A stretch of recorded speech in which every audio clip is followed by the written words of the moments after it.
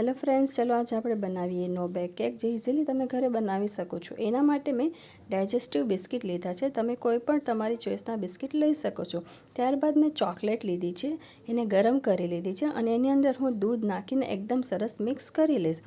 ત્યારબાદ આપણે જે બિસ્કિટના પીસીસ કર્યા હતા એને લેવાનું છે અને તેની અંદર આપણે ટ્રફલને એડ કરી અને એકદમ સરસ મિક્સ આપી દેવાનું છે. ત્યારબાદ મેં એની અંદર મિક્સ ડ્રાયફ્રૂટ નાખ્યું છે. તમે તમારી ચોઈસથી કોઈ પણ ડ્રાયફ્રૂટ્સ લઈ શકો છો. 7 ઇંચનું મેં મોલ્ડ લીધું છે અને ક્લિંગ રેપ કરી અને જે બિસ્કિટના પીસીસ હતા જે આપણે એની અંદર એકદમ સરસ પાથરી દેવાના છે અને એને ફ્રીઝમાં હાફ એન આવર સેટ કરવાનું છે. ત્યારબાદ ઇઝીલી તે ક્લિંગ રેપ નીકળી જશે.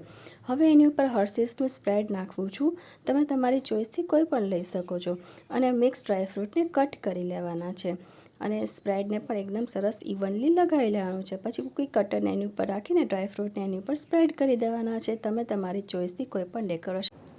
હેલો ફ્રેન્ડ્સ, આજે આપણે બનાવવા જઈ રહ્યા છીએ નો બેક ચોકલેટ કેક. એના માટે આપણે જોઈશે 100 ગ્રામ ડાર્ક ચોકલેટ. ડાર્ક ચોકલેટને મેલ્ટ કરી લેવાની છે અને હવે આપણે એની અંદર 20 ગ્રામ વોર્મ મિલ્ક એડ કરશું. તમે જોવો છો એકદમ શાઇની ટ્રફલ તૈયાર થયું છે. હવે 250 ગ્રામ હાઇડ એન્ડ સીક બિસ્કિટનું પેકેટ લેવાનું છે, એના પીસીસ કરી લેવાના છે અને જે આપણે ટ્રફલ બનાવેલું હતું એ એની અંદર પોર કરવાનું છે. થોડું ટ્રફલ બચાવજો ફ્રેન્ડ્સ ઉપર ડેકોરેશન માટે.